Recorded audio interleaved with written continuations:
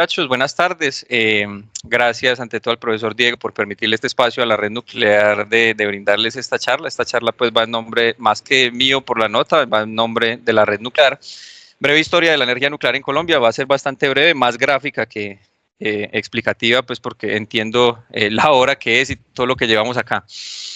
Entonces tenemos el orden de esta presentación, vamos a ver conceptos preliminares muy rápidamente, un inicio que duró medio siglo, 1902 al 55, preludio de un futuro nuclear entre el 55 y el 65, la primera era dorada de la energía nuclear en Colombia, 1965-1996. Los periodos históricos, pues los adapté yo, me tomé esa licencia, no como, pues no soy historiador, pero los catalogué de esa forma según lo que ocurrió. Debacle nuclear colombiana en el 97, la lenta reconstrucción que aún continúa del 97 al 2022 y el renacimiento nuclear en Colombia y la red nuclear colombiana del 2022 hasta nuestros días. Ustedes son de ciencias exactas. ¿Quiénes son estos tres personajes? Entonces, ellos son los tres precursores, son los papás de todos nosotros en lo que es la radiactividad, que es de donde se desprende todo lo que es la física nuclear. Henri Becquerel descubre la radiactividad por accidente en... Henri Becquerel descubre la radiactividad por accidente en el 96 y son verdaderamente... Marie Pierre Curie, quienes logran aislar estos elementos y describen el fenómeno de forma un poco más científica. Él estaba haciendo unas prospecciones con diferentes minerales, tenía minerales de uranio y él se daba cuenta que sometiendo el uranio a cierta luz, pues tenía comportamientos diferentes. Si usted somete el uranio de ciertas formas, cuando estaban determinando cuál era el impacto, si le daba la luz solar a esas piedras, qué tipo de fosforescencia o ese tipo de luminiscencia que ciertos minerales tienen, si eso dependía de iluminarlos con el sol o no. El día que él iba a hacer el experimento, las piedras que tenía, el día fue como este día prácticamente lluvioso y nuboso, y yo, no, pues ¿cómo va a hacer el experimento? Las guardó en la misma película fotográfica que él esperaba ver, pues las capturas. Cuando él volvió a tomar los minerales de uranio, se dio cuenta que la película fotográfica tenía una impresión. ¿Qué quiere decir eso? Que es la piedra en sí la que está emitiendo energía. O sea que hay un elemento ahí que está emitiendo energía de alguna forma. Estos dos señores que hay acá, los papás de todos los que nos dedicamos a la ciencia nuclear, lograron descubrir el fenómeno y se dieron cuenta que la energía estaba decayendo en los minerales y lo causaban ciertos elementos químicos específicos.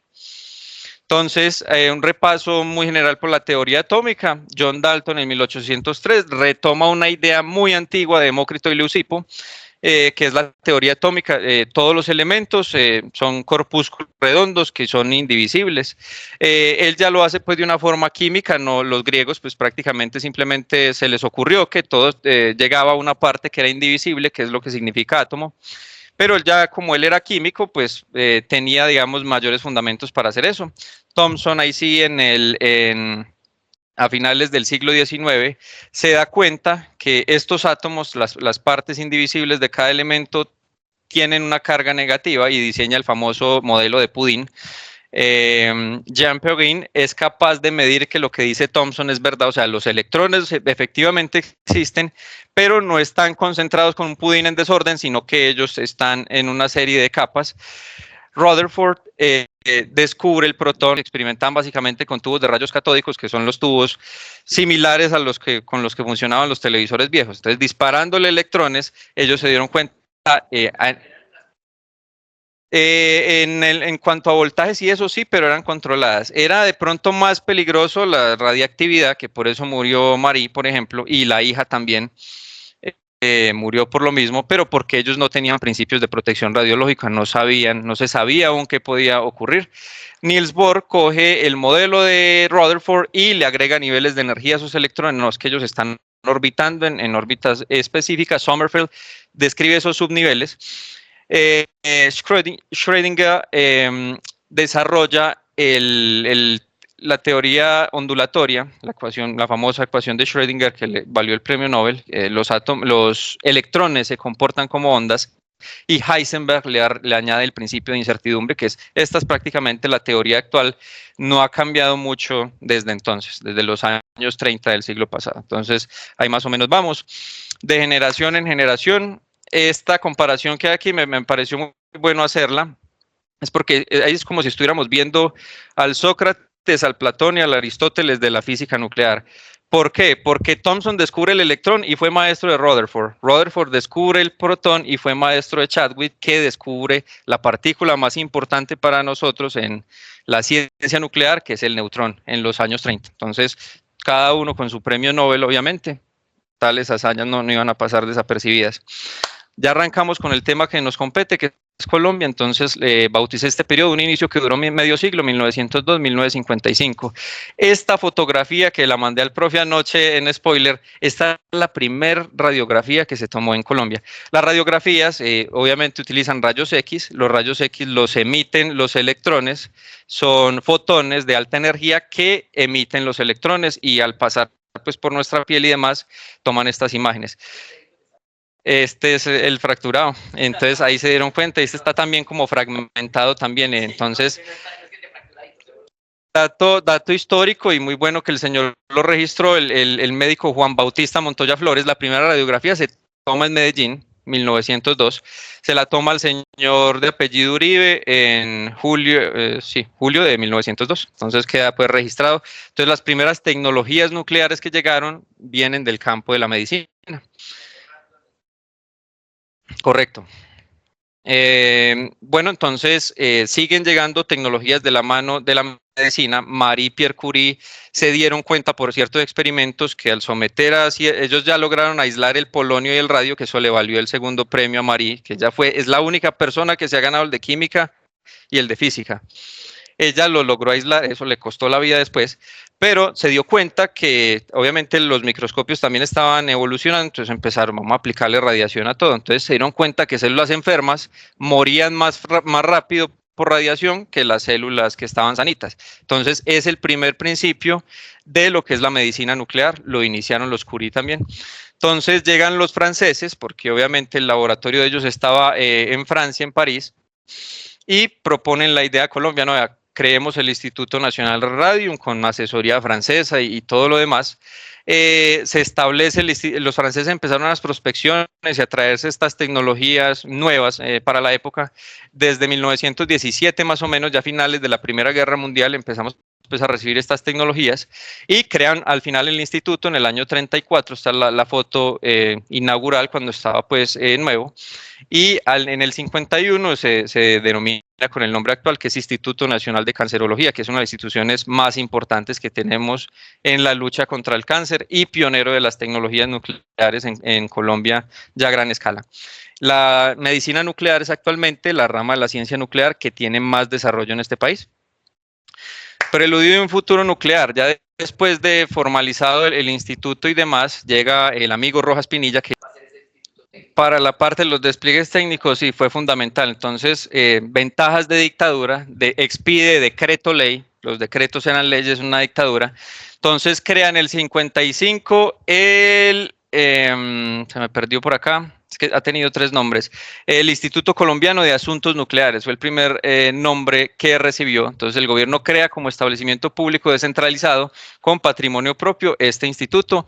Adoptaron este loguito después, pero este logo está más inspirado ya en lo que es el Organismo Internacional de Energía Atómica, que es la institución internacional que nos rige en todo el tema de asuntos nucleares a todos los países que se acojan a la normativa internacional. Crea la sede, la asigna directamente en la calle 26, que es donde actualmente está nuestro querido reactor. Exacto, en el Centro Administrativo Nacional, y inicia también en la década del 50 la primera concesión para buscar uranio en el departamento de Santander, concesiones California 1 y 2, ya se imaginarán a quién se le hicieron esas concesiones, a los norteamericanos, y Colombia 1 y 2, estudios inconclusos porque fueron, digamos, los procesos eran muy incipientes aún. Entonces, preludio a un futuro nuclear, en el 58 se integra la Comisión de Energía Atómica de Colombia, y continúa adscrita a la Presidencia de la República por decreto sustituyen esta comisión y le dan ya el nombre definitivo Instituto de Asuntos Nucleares. La junta directiva, delegados de 5 ministerios, en aquellos días el de Minas y Energía, Salud, Educación y Ministerio de Guerra también, que eso es lo que hoy se conoce Ministerio de Defensa. Colombia ingresa formalmente en el Organismo Internacional de Energía Atómica en 1960. Arrancamos ya con la era dorada, de la primera era dorada. Yo decidí tomar la decisión de llamarla primera, y ahora les voy a contar por qué. Entre el 65 y el 96, en el marco del programa Átomos para la Paz, que lo creó Eisenhower, junto con la misma creación del organismo internacional. De hecho, esa declaración, ese famoso discurso de átomos para la paz de Eisenhower, es el que le da vida al organismo internacional de energía atómica. Entonces, ¿qué busca? Que la gente, que el mundo se dé cuenta de que las aplicaciones de la energía nuclear no son solo bélicas, que la radiación no es solo algo que te mata, sino que tiene miles de aplicaciones, las tecnologías nucleares, que pueden propulsar cualquier industria que toquen o pueden potenciarla más bien. Entonces, en el marco de este programa, el gobierno norteamericano nos dona a nosotros en los años 60 el primer reactor de investigación. El doctor Tulio Marulanda, un chileno, bueno, no, él era colombiano, pero egresado de Ingeniería Química de la Universidad Católica de Chile, es el primer encargado del reactor. Entonces, aquí está Guillermo León Valencia estrenando el reactor. Entonces, ahí vemos algunos recortes de periódicos de la época que tomé de un archivo de un colega, y la desinformación con respecto a temas nucleares ya existía en aquel entonces. El Espectador, por ejemplo, cuando se dio el discurso inaugural del reactor, destacaba todas las ventajas tecnológicas que le iba a traer al país, pero un periódico que se llamaba El Espacio, el titular de la primera página fue "Bomba atómica en medio de Bogotá". Un reactor, no importa si es de investigación, o es una planta nuclear, no puede explotar como una bomba nuclear, eso es físicamente imposible. Las explosiones que han ocurrido en los accidentes de Chernobyl o Fukushima Daiichi son explosiones de origen químico, no son explosiones de origen nuclear, son explosiones o de vapor en el caso de Chernobyl o de hidrógeno en el caso de Fukushima. Pero eso es un tema que es bastante extenso, entonces no vamos a entrar en él. La primera foto pues oficial del reactor que pude conseguir de los archivos, así llegó, así nos lo entregaron, está ubicado en el Centro Administrativo Nacional, en plena calle 26 está el reactor, mucha gente no sabe ni que existe. Esta ya una foto más reciente de cómo luce ahora. Este es el color verdadero de la radiación ionizante. No es verde, o sea, el verde lo tienen porque así era como al iluminarlo bajo cierto tipo de luz se veían las trazas de radio, que fue el elemento que aisló Marie Curie. Entonces, el verde viene de ahí, el famoso verde radiactivo, pero este es el verdadero color de la radiación. Esto se llama el efecto Cherenkov, que lo describe Pavel Cherenkov como una onda de choque de partículas que en el agua es superior a la velocidad de la luz. Entonces, el choque que hay ahí es superior a la velocidad de la luz, pero en el agua, no en el vacío, porque la luz sigue siendo, pues, solo haciendo pues la claridad técnica. Entonces, es lo que se da cuando el reactor entra en crítico. Ese es el núcleo de nuestro reactor en operación. Es un reactor de investigación. Acá hay una foto más clara, no, ese es un instrumento lo que hay ahí, es lo que como que apoyaron el celular ahí. No, es un instrumento. Es un reactor de tipo piscina. Entonces la configuración del núcleo del reactor se denomina TRIGA. TRIGA son las siglas de Training Research Isotopes General Atomics. Entonces, isótopos de entrenamiento y de investigación de General Atomics, que es la compañía que lo construyó. Tiene barras de control, elementos combustibles, el agua es uno de los blindajes contra la radiación ionizante. Entonces, por eso el reactor es de tipo piscina. Y es agua, es solo agua, eso sí, pues de alta pureza, o sea, agua desmineralizada, que no tenga otros elementos que interfieran con las reacciones. Entonces, en estos tubitos, en estos elementos que veo acá en el reactor, es que yo bajo mis experimentos, el combustible nuclear me los irradia y pues ya, dependiendo de lo que yo quiera hacer, pues tengo los resultados deseados. Otras fotos ya de mi archivo personal que, digamos, tienen pues el reactor en diferentes ángulos, son más o menos 2 pisos. La pileta tiene una profundidad de más o menos 2 pisos y pues ocupa el centro del edificio. A través de este pasillo se accede al reactor y demás. que lleva operando desde 1965 y pues mucha gente no sabe que lo tenemos acá. Entonces, reactor tipo Traiga, cuando llegó con combustible enriquecido al 93%, una cantidad pequeña, digamos, en enriquecimiento, esto es combustible nuclear de grado militar, extremadamente regulado, operado a 10 kilovatios desde el 65 y lo actualizaron a 30 kilovatios en 1980. En un reactor de investigación, la potencia no es tan relevante porque yo no quiero extraer energía de él, sino que lo que quiero es neutrones para poder hacer experimentos, radioisótopos o lo que yo necesite. En el 92 General Atomics actualiza la instrumentación, en el 97 cambian el combustible por, o sea, el High Enriched Uranium, el de alto enriquecimiento, lo cambian a tipo Traiga, que es de bajo enriquecimiento, más o menos ya al 20%. Toda nación que está enriqueciendo combustible a más del 20% es porque ya quiere cosas raras, que es lo que pasa por que sí, pero igual es una cantidad minúscula, o sea, no hay, pero este era uranio de grado militar, entonces por eso ya Estados Unidos, no, venga señores, hagamos la actualización, General Atomics la hace, se pagó, se hizo y se hizo la conversión. Muy destacable, esto ya lo hicieron técnicos colombianos. Tuve el honor pues de recibir clase el profesor Sarta, que es uno de las personas que participó en esta conversión. En 2005 se volvió a poner en estado operativo, ya les voy a explicar el tema de la debacle después qué fue lo que pasó, ya en el gobierno del expresidente Uribe lo volvieron a poner operativo, y por parte de México también se tuvo pues, eso ya como por historia un poquito del reactor, pero no es lo más relevante en la presentación. Seguimos ya con el tema de explorar uranio en Colombia, porque sí tenemos reservas comprobadas desde hace mucho tiempo. En el 76, pues establecen que el Instituto de Asuntos Nucleares iba a liderar las exploraciones de uranio en el país. Durante las décadas del 70 y 80, desde el 70 hasta el 90, se adelantan labores de búsqueda de minerales radiactivos por parte del instituto y se desarrollan diferentes tipos de contratos con empresas extranjeras. Esta es una de las variantes del mineral de uranio, que esos elementos verdecitos y son los que ya aislaban Marie y Pierre, que son los que le dan el color.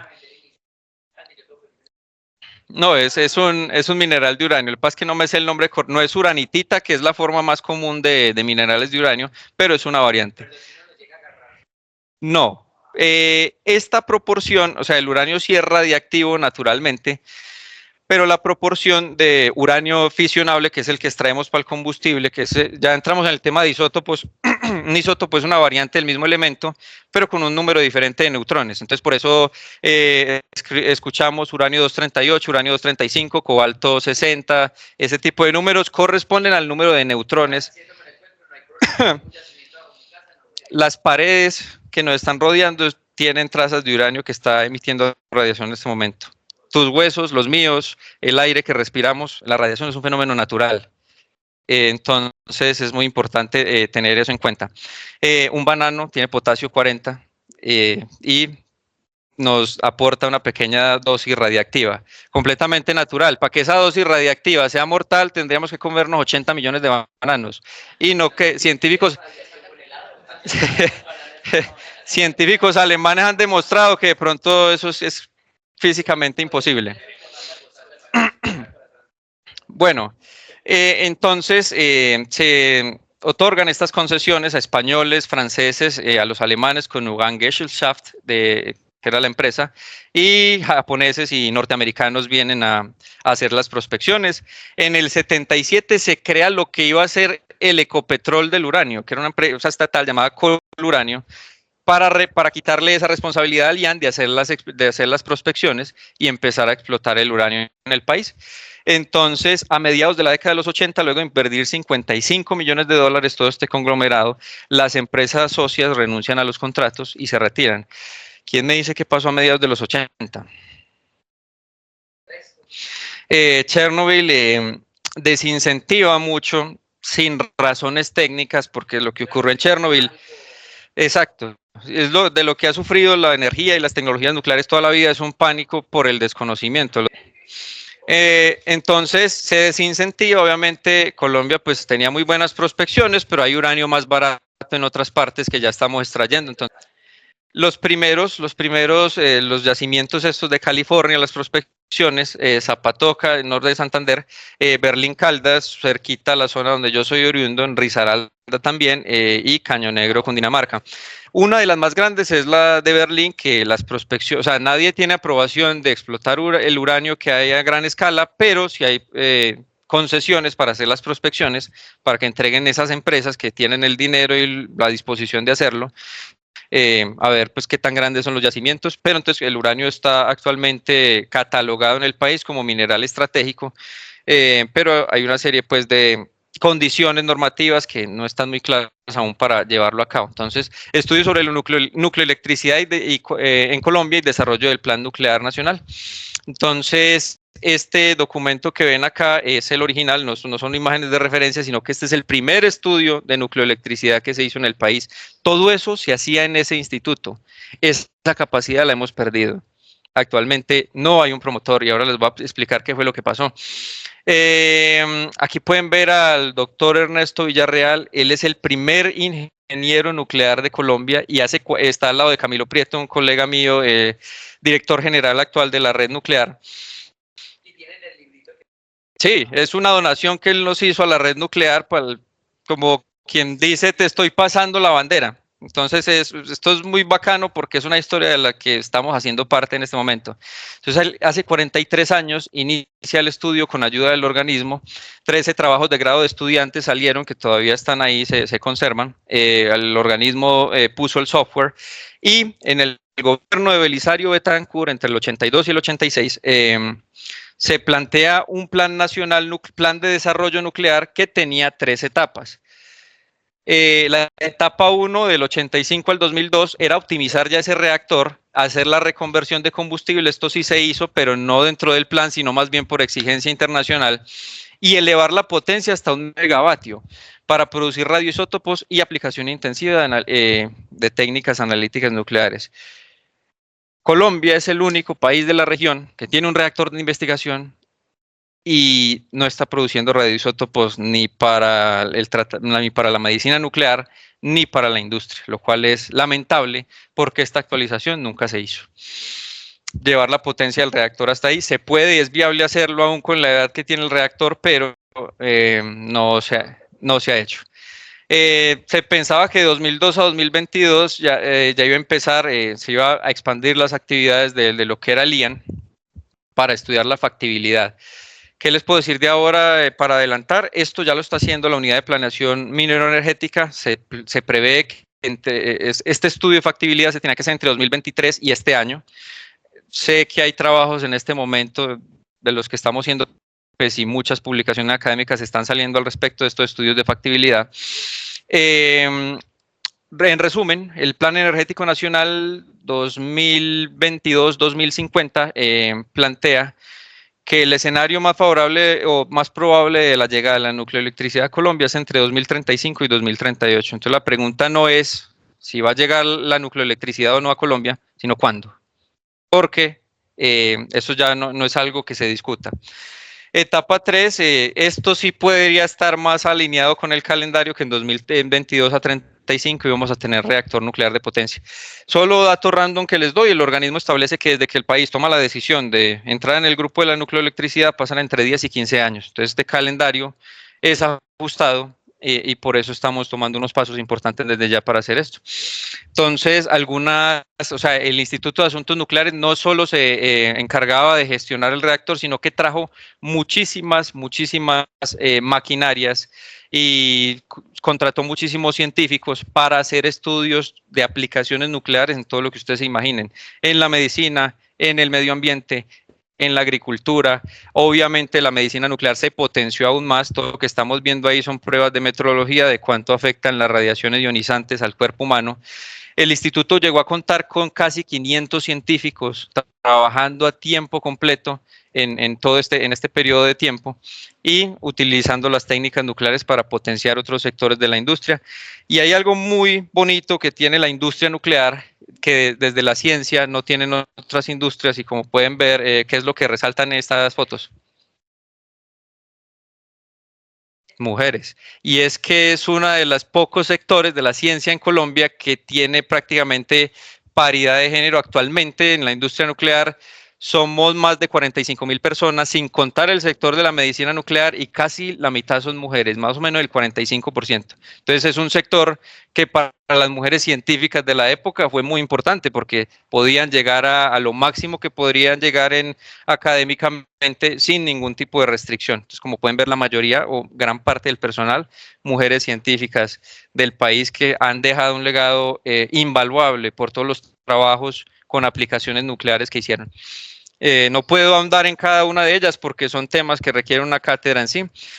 Ya la última parte de esta era dorada, cambia el nombre del instituto nuevamente a Instituto de Ciencias Nucleares y Energías Alternativas, y toma pues ya la responsabilidad de hacer un inventario nacional de todo lo que eran las fuentes de radiación ionizante o materiales nucleares o radiactivos que hubiera en el país. Un estudio muy juicioso que logró recuperar muchos materiales. Por ejemplo, hay ciertas prácticas irresponsables que hacía la industria, era no disponer bien esas fuentes radiactivas después de su uso. Estos detectores de humo casi no, pero hay una variante antigua de estos detectores que utilizan un radioisótopo que se llama americio 241, y todo eso iba a dar a chatarrerías después de la demolición de un edificio viejo, por ejemplo. Entonces ellos inventariaron todos las fuentes radiactivas. Había pararrayos que también funcionaban con este isótopo, con americio 241, y recolectaron todas esas fuentes radiactivas para llevarlas a una deposición segura. Llega nuestro periodo más triste, en palabras del profesor Sarta, una de las peores catástrofes científicas que le ha ocurrido a este país. Y es que este señor muy peculiar, Ernesto Samper, conocido por otras cosillas, desde Gaviria ya se venía implementando un cierre de diferentes institutos, dado pues cierta crisis social que atravesaba el país, incluso pues recortes de energía y demás. Esto no está relacionado con eso, pero había pues una crisis en el país que desde el gobierno pues trataron de suplir recortando el gasto, y dijeron, no, pues el instituto no lo necesitamos. Y cerraron el instituto, lo clausuraron de una forma completamente desorganizada. Gran parte del archivo de todas las investigaciones en Colombia ya habían hecho un mapa, porque la especialidad del reactor, lo primero que se podía hacer es activación neutrónica y geocronología. Yo llevo una muestra de tierra o de cualquier muestra geológica de cualquier parte del país al reactor y la irradio, y me bota todo el espectro de lo que tiene. Entonces en esa zona que estoy examinando hay gas, hay petróleo, hay plata, hay oro, hay hierro, hay lo que, o sea, es la forma de disección más pura que puede haber, puede determinar cualquier elemento que tenga la muestra. Entonces se había hecho ya un primer mapa de gran parte del país con los minerales estratégicos, y gran parte de toda esa información se perdió porque eso lo liquidaron, fue de afán. Y como consecuencia de la liquidación del instituto, pues echaron más de la mitad de esos 500 científicos que trabajan a tiempo completo. Y se suspende la operación del reactor porque pues obviamente cierran el instituto que lo opera, entonces el reactor se apaga, y de hecho la orden era cerrarlo. Cerrado el instituto, mediante el decreto en 2001, se asigna al Ministerio de Minas y Energía la competencia de tomar los asuntos nucleares y de que se haga cargo de la política nacional en materia de energía nuclear. ¿Qué pudo haberlo salvado también? Que la decomisión del reactor era más cara que mantenerlo operativo. Entonces ya obviamente no, lo toma ya el Ministerio de Minas y Energía. Ya para ir finalizando, la reconstrucción que aún continúa, entonces este periodo entre el 97 y 2022, y la llamo lenta porque no ha habido avances muy significativos. O sea, sí se han mantenido las aplicaciones nucleares, el reactor se volvió a mantener operativo y demás, pero ha sido un proceso muy lento porque no tenemos capacidades que en los 80 teníamos y desplegamos. Esa gente en los 80 estaba tan bien capacitada y tenía tan buenos instrumentos que en las pruebas de meteorología que hacían, que el instituto hacía parte de las pruebas, detectaban las variaciones de radiación en la lluvia y se daban cuenta, a partir de entre este punto y este punto hubo una prueba nuclear en alguna parte. No sabemos dónde, pero la hubo. Y de hecho los franceses se dieron cuenta y empezaron a investigar, como a espiar, a ver, bueno, esta gente cómo sabe. Y era que estaban tan bien capacitados que se daban cuenta incluso de esas variaciones en Entonces, bueno, ya recibimos ayuda de México y demás para actualizar el reactor. Se reciben los recursos de la recién creada Agencia Nacional de Hidrocarburos porque ya pues los estudios de geocronología son muy útiles, como les digo, para detectar qué hay. En el gobierno en la época Uribe, pues hubo una gran expansión de la explotación de los hidrocarburos en el país. Bueno, hay que poner el reactor en servicio para que las técnicas nucleares nos ayuden a continuar pues con la explotación de los hidrocarburos en el país. Entonces, paradójicamente, la industria de los combustibles fósiles es la que salva el reactor económicamente aquí en el país. Pasa ya bueno, el instituto ya estaba liquidado, pero desde el Servicio Geológico Colombiano, que es quien hereda el reactor y depende del Ministerio de Minas y Energía, pasa ya pasar a ofrecer servicios de calibración dosimétrica para todo lo que son los demás dispositivos para aplicaciones nucleares en la industria, por supuesto en la medicina, y a hacer esa etapa de licenciamiento. Pero después de haber liquidado el instituto, las funciones nucleares quedan repartidas en diferentes entes y por eso pues vamos a tener que hacer algo después para eso. Se heredó también una planta de irradiación gamma del instituto. La planta es vieja, pero está operativa, funciona con cobalto 60. Ha sufrido un par de actualizaciones no muy relevantes. En realidad, pues usted entra a la planta y todavía ve, pues, o sea, tiene un aspecto muy viejito todavía, anticuado. Es bastante anticuado. Se han hecho estudios bastante interesantes. De hecho, la radiación se puede usar para conservar obras de arte.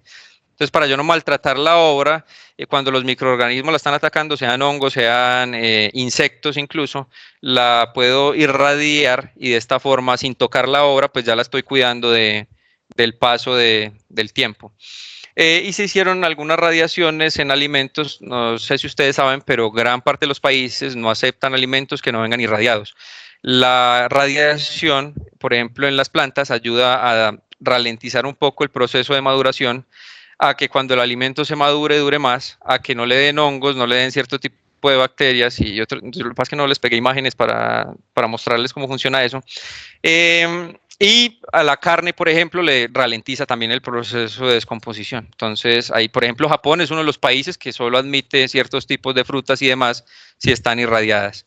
Por eso el país, como no tiene estas capacidades todavía a gran escala, o sea, sí se han hecho prospecciones acá, está vetado de ciertos mercados, especialmente las frutas más autóctonas de acá, que son pues un manjar en la cocina internacional.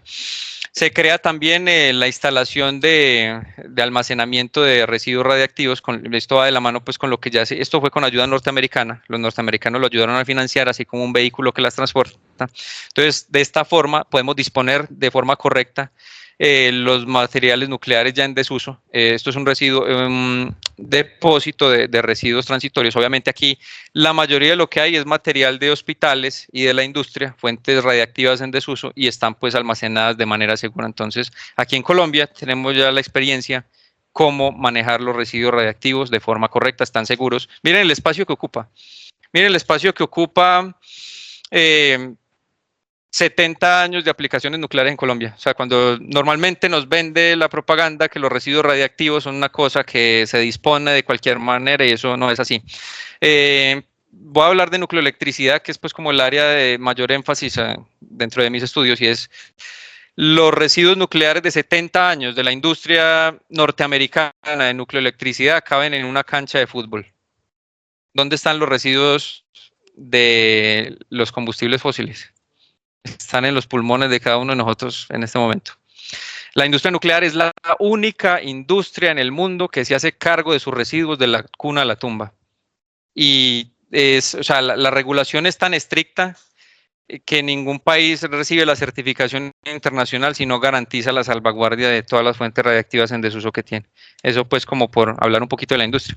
Llega al sector privado al rescate ya en este periodo de tiempo. En este momento hay unas 296 empresas autorizadas por el Servicio Geológico para el manejo de material radiactivo. Se hace gammagrafía industrial, que es una forma de, esto es muy popular en la industria de los hidrocarburos, es una forma de hacer pruebas sin tener que, por ejemplo, desinstalar una cañería, sino que con radiación, con rayos gamma, pues yo le hago un escáner, una especie de radiografía de esa tubería, o a ese edificio o a esa estructura para ver cómo está por dentro, para detectar una fuga, para lo que sea.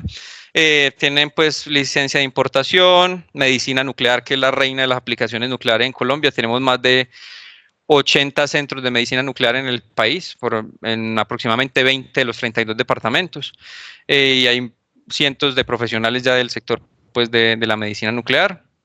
Ya lo que es instrumentación nuclear y radiofarmacia aquí en Medellín, hay una empresa que se llama Ciclotron Colombia, también tengo la oportunidad de ir, y ellos ya producen los radiofármacos para radiodiagnóstico más sencillo, entonces lo que es flúor 18 y demás, lo que se utiliza para lo que es el tema de tomografías, ahí está la tomografía axial computarizada, la tomografía por emisión de positrones y demás, son procesos muy chéveres, muy interesantes, pero pues no tenemos tiempo de explicarlos. La radioterapia y los radiotrazadores, que son muy importantes en cualquier tipo de estudio a gran escala que uno esté realizando. Pasamos ya a la época actual. Yo lo he denominado el renacimiento nuclear en Colombia y el nacimiento de la red nuclear colombiana. Por acá hay un fulano, con el tiempo estaba más gordito, ahora...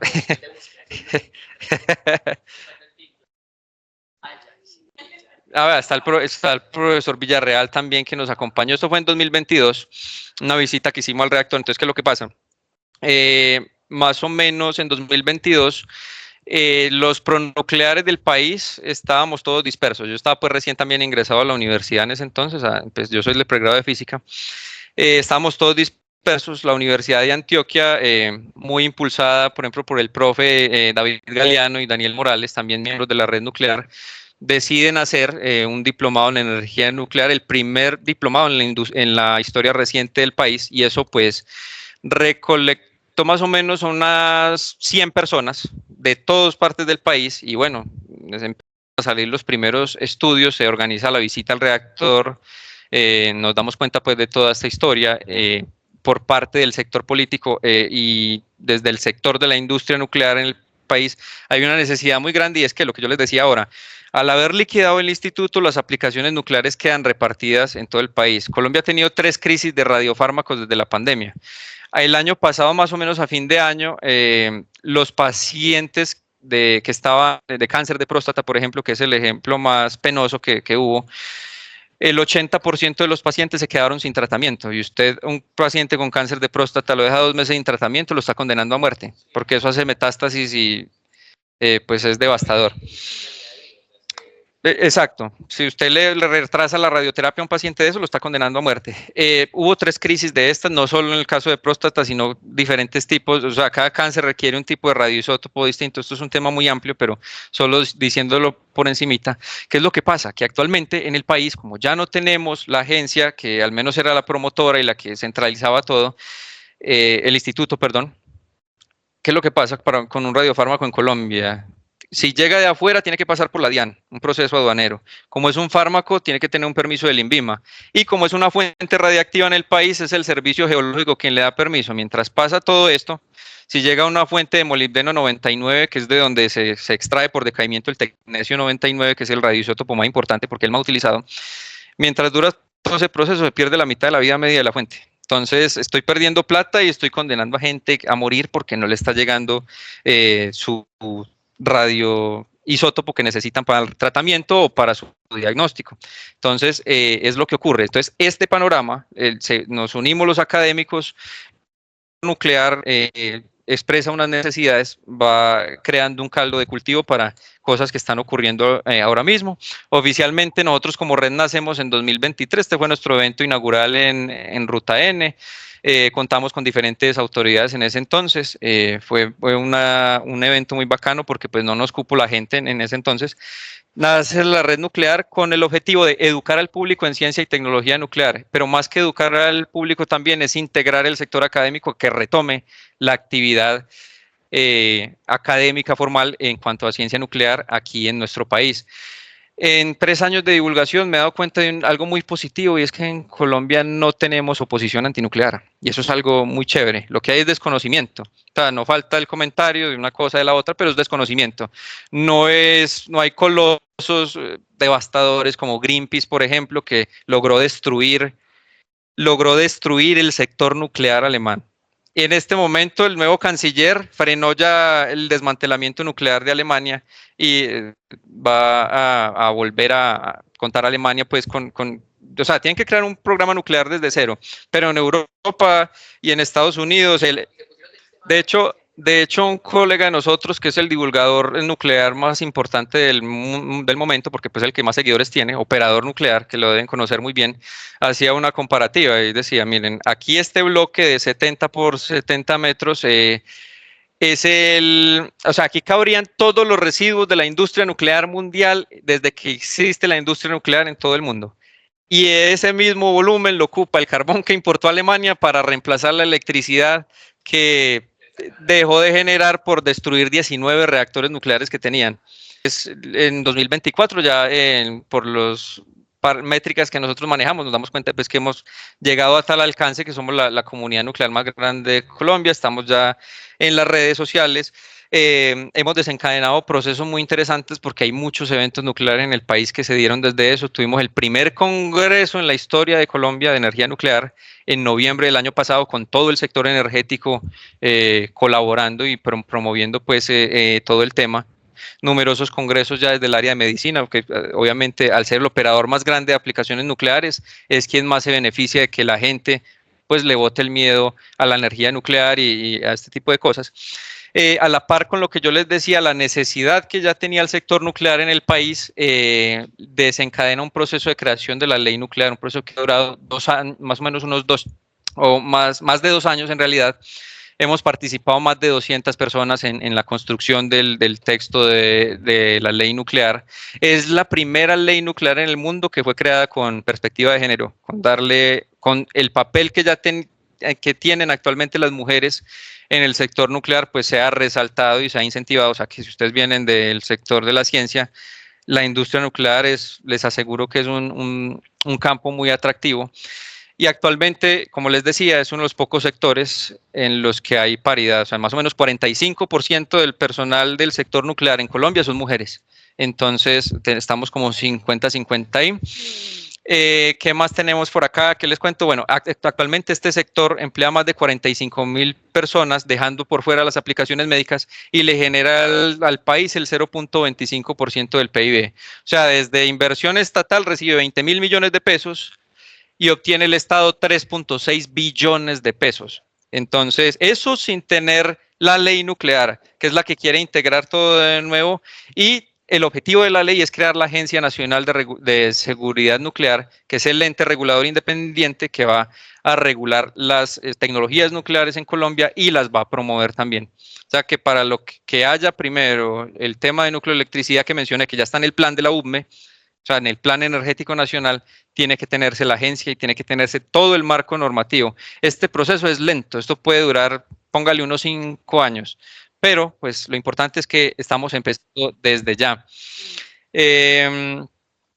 Listo, continuemos por acá. Un hito importante en este proceso, logramos radicar en diciembre de 2024, esa historia que está pasando, es el acontecimiento nuclear más importante de los últimos 30 años en el país, se radica con apoyo unánime de todas las bancadas, de todos los partidos, derechas, izquierdas, centros, gobierno, se radica el proyecto de ley nuclear en la Cámara de Representantes. Entonces, pues fue un momento muy emotivo para nosotros, una gran victoria que veníamos persiguiendo, incluso pues desde la creación de la red y desde que todos los sectores empezaron a manifestarse. Y es una gran victoria para el país porque muchas vidas se van a salvar por eso. Esta misma semana, esta noticia es fresca, esto de hecho se la venía comentando el profe, ya tuvimos la en el Congreso y es que se hizo la primera audiencia pública y pues el apoyo fue unánime de todos los sectores, de todas las personas que participaron, que hicieron las posiciones. Eso duró 4 horas, fue el jueves. Duró 4 horas y pues evidentemente ya los políticos, los padres de la patria no tienen duda de que hay que sacar adelante la ley nuclear, de que la Agencia Nacional de Seguridad Nuclear es fundamental para el progreso del país, para seguir expandiendo las aplicaciones nucleares en beneficio del pueblo colombiano. Y muy posiblemente, pues esperamos de aquí a final de año, pues cantar victoria ya en la Cámara de Representantes. La historia de la red nuclear me parece muy bonita porque no solo recibimos la batuta de las personas que aún pues sobrevivían, que nos pasan esa responsabilidad, o aparte pues también la red nuclear es como el brazo científico que soporta la ley.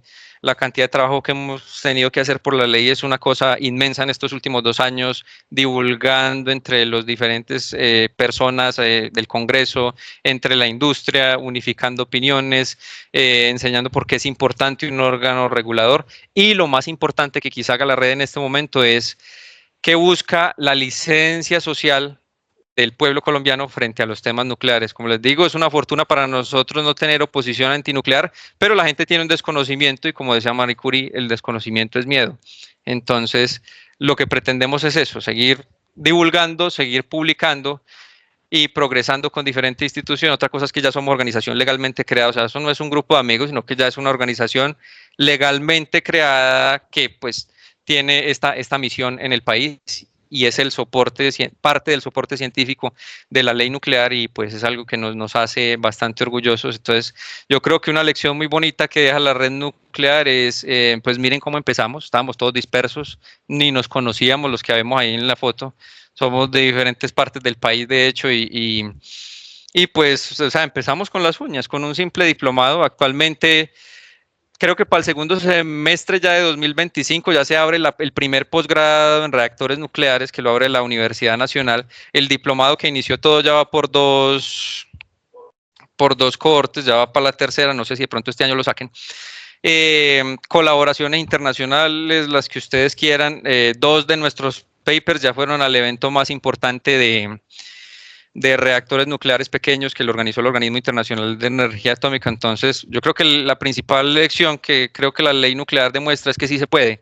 Si ustedes se unen, pueden llegar de sus diferentes sectores, no sé, pues aquí ya vemos diferentes carreras, pero si ustedes ven diferentes causas que existen, diferentes necesidades, la unión verdaderamente hace la fuerza y pues mire, estamos ya a puertas de devolverle al país su antigua gloria nuclear. Entonces, por eso decía que la segunda era nuclear en Colombia apenas está por venir y esa sí nos va a tocar a nosotros. Entonces, ya la invitación, obviamente la comunidad nuclear la fortalecemos entre todos, es a que nos sigan en las redes sociales, ahí les dejé el QR por si lo quieren escanear y pues estamos en todas las redes, no sé si ya solo pues los lleva ahí al link de Linktree, solo los que lo copien ya en Google y ya pues ahí ya nos pueden empezar a seguir. Cada semana estamos publicando material, diferentes, ahora estamos súper activos, entonces hay muchísimo material sobre miles de dudas que yo sé que les pueden surgir con respecto a este tema. Quizás ya las hayamos respondido ahí. Entonces tenemos secciones de desmontando mitos nucleares, cada semana tenemos un noticiero nuclear donde damos las actualizaciones que están ocurriendo, no solo con el tema de la ley, sino noticias nucleares en el mundo y demás. Entonces, pues un sector que se está moviendo y estamos pues la idea es que llegar a la gente de a pie, esta información no se quede solo en los expertos, sino que realmente pues nos ayude a la licencia social que las tecnologías nucleares requieren en el país. Entonces, bueno, ahí está la bibliografía. Muchas gracias por el espacio.